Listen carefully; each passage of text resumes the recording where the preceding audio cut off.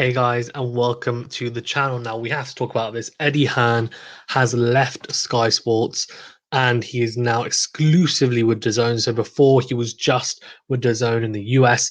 Now he is with DAZN not just in the US, but now in the UK as well. So, and when I say in the US, sorry, I mean the rest of the world.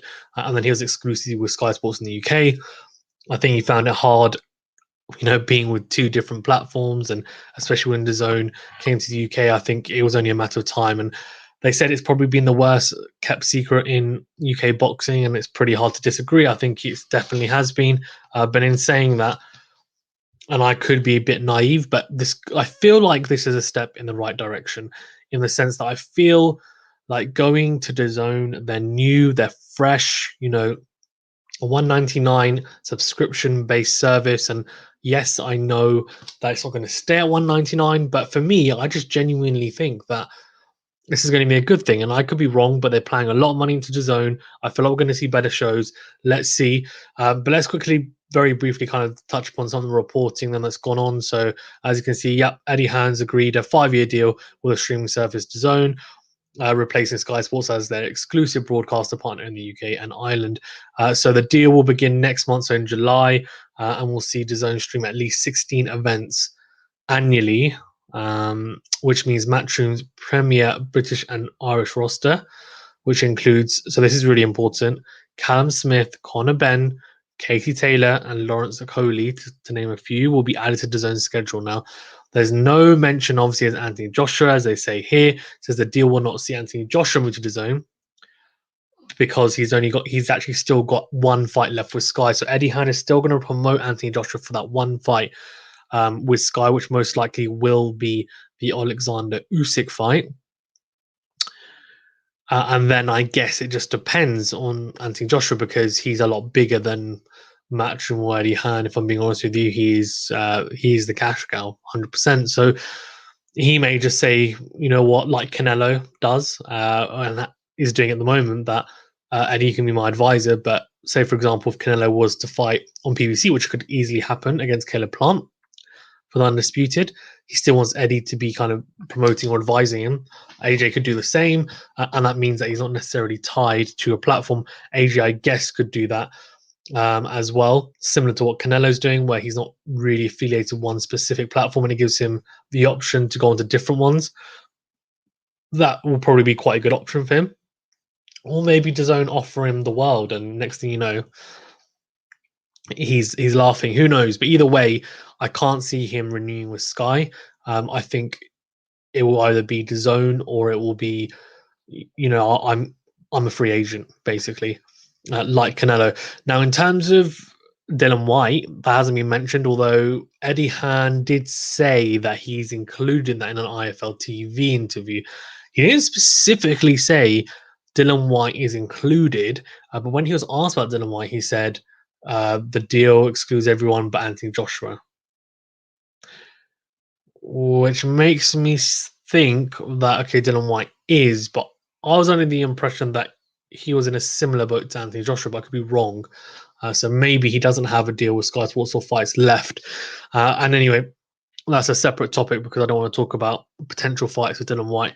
We'll do that another time. But in terms of what the deal means as well, I think it's huge for UK boxing, obviously, because let's be honest. Yes, BT obviously show some fights with Frank Warren, who is a Hall of Fame promoter, so you can't take anything away from him. And yes, they do have some big fights on there. How many pay-per-view fights do they have on there? Not many. I mean, if we're talking about pay-per-view fights on BT that are in the UK, barely any. I don't even remember when was the last one that was in the UK that was on pay-per-view. Can't even remember.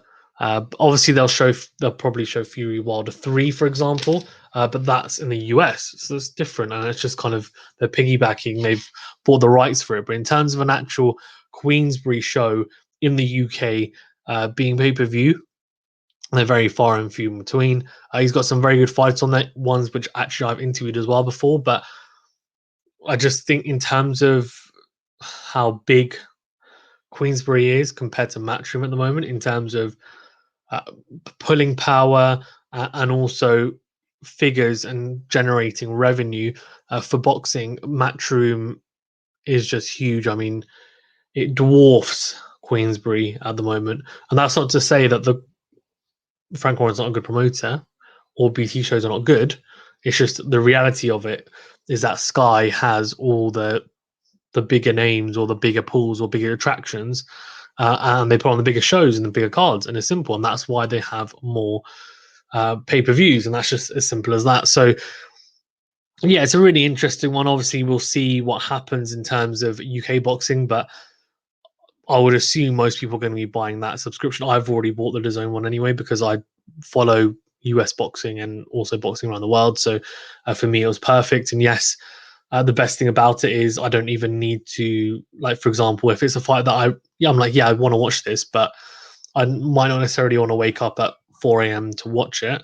I'll just wake up in the morning and the highlights are there straight away. Or highlights, or if I watch the full fight, which normally I will, then I'll wake up and I can watch it straight away without even looking at my phone for the results and just go through it like that. So DAZN is really, really good. I genuinely love the app and how it works and the theory behind it. I think there's some tweaks that can be made in terms of obviously the team and commentary, etc. So another really big part of this is that Matchroom will be using their own, so everything production wise will not be done. So before it was all in tandem with Sky, right? But Matchroom Media was actually it was introduced or kind of brought off the ground a few months back, and at the time Eddie Hearn said longer term, what it will mean is that we will do our own shows in the sense that we'll promote our own shows, but we'll also do all the production. So, everything that goes into doing the show, whether it be the commentators, whether it be the referees, whether it be the lighting, the music, the decor, anything, right? They will. It's all them. And that's going to be something that's very interesting to see. I'm really intrigued to know what they come with because I feel like they most likely it will definitely take some time. You'll see different versions of it, I'm sure, but I have a feeling they're going to put on something big, and with money, it's pretty hard not to. Triller is obviously very left field, and then you have something that's maybe a bit, if I'm being honest, a bit more stale, like your top rank or your PBC, which at times I just feel like coverage is just very old school, and I feel like it needs to be updated. I feel like matching needs to be somewhere in between, but more towards the Triller part. And that sounds crazy to say. I'm not saying get loads of singers on. I'm just saying that in terms of the production value, it needs to be good, and I'm sure they will do, which will be interesting. In terms of yeah, in terms of I guess more detail, so it'll go into effect July 1st, as we mentioned. We already talked about that, the 16 matchroom events as well. So all matchroom UK events will be available to fight fans on DAZN in the US. So good for US fans, really cool. And this is really interesting. A new fight series produced in association with Canelo Productions at Reynoso will meanwhile be launched in Mexico as part of the new agreement. So that's really interesting. It's very, very interesting. I wonder whether it's like a prize fighter in Mexico. Quite interesting. Um, I mean, what next for Sky Sports? I guess is a really good point as well because they had or worked hand in hand exclusively. Eddie Hearn has worked exclusively as a boxing promoter with Sky Sports since 2012. So that's 9 years, and before that, Barry Hearn was working with them as well. So they'll see out their contract, which is the final show in Newcastle, June 12th, which is Lewis Ritson against Jeremiah Ponce, which is a final eliminator for the IBF Super Lightweight title, which obviously Josh Taylor holds that belt and all the others, and he's undisputed is Josh Taylor. In terms of what DAZN CEO said, James Rushton, we can very briefly touch upon it because it's probably a bit boring. Let's be honest. He talks about game change, which is the motto or ethos that they're going with. Matchroom, DAZN. If you've seen on Instagram, for example, all of the fighters have got game changed, hashtag game change, etc. New branding and clearly moved from Sky Sports to DAZN, showing that they're DAZN fighters now. So they've gained quite a few fighters, quite a few good fighters, quite a good few prospects as well have DAZN and Match, because of Matchroom. So let's see. Um, this is going to be really interesting in terms of it being surprised. Yeah, it's not a surprise at all. I guess the only other thing which is actually up here, which is an article before, is about Oscar De La Hoya and Golden Boy. Obviously, they are signed with DAZN at the moment, but their deal actually ends end of this year, and I can see them going with Triller exclusively. And the reason why I say that is because De La Hoya, one, wants to do an exhibition fight on there. You can tell he's been talking about it. Two, he's been doing commentating on there. Three, he's just been like he's been kissing their asses basically as De La Hoya. And four, he won't want to play second fiddle. So I think he'll probably want to go with Triller, which is probably not a bad fit. And I can see DAZN and Matchroom just that's it, one and the same powerhouses. Apparently, there's another report as well. Sorry, there's another detail that Eddie Hearn said will come out, which is another partner who's going to be on board, which is going to be quite big. So yeah, apparently game changed, and let's see whether that is the case or not. But in terms of from a UK fan perspective, because that's what I really want to get from.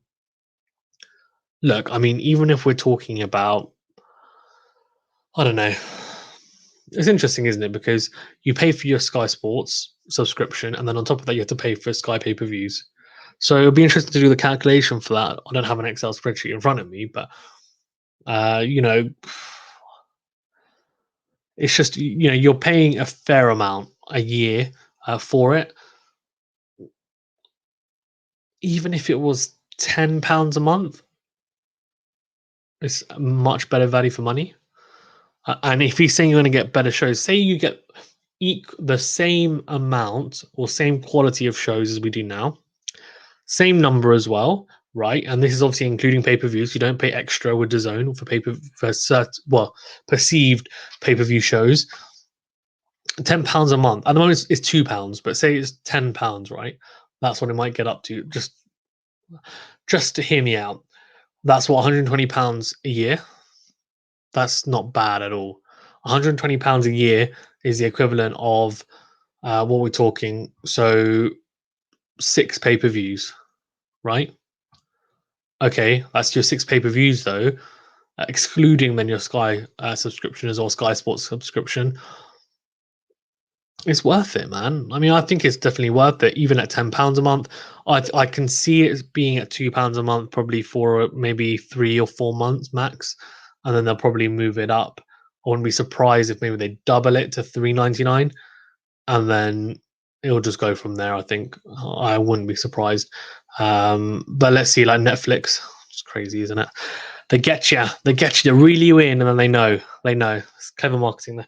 But in terms of how things are going to change, I really am interested to know what happens with Sky Sports now. Do Sky Sports go with Wasserman and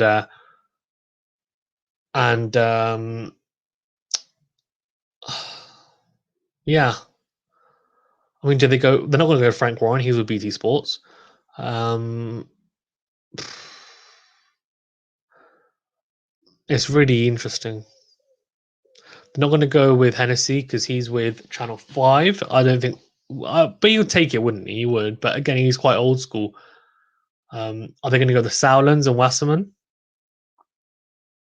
I mean, they're big powerhouse now because of Wasserman coming in. I mean, that's a really big partnership. So that could potentially happen. Or does Sky just say, you know what, we're going to be free agents, and whoever wants to use our platform, then go for it. We'll put in offers and basically just pick and choose what shows we want to put on, like they do with the with non UK shows. That's what they do anyway.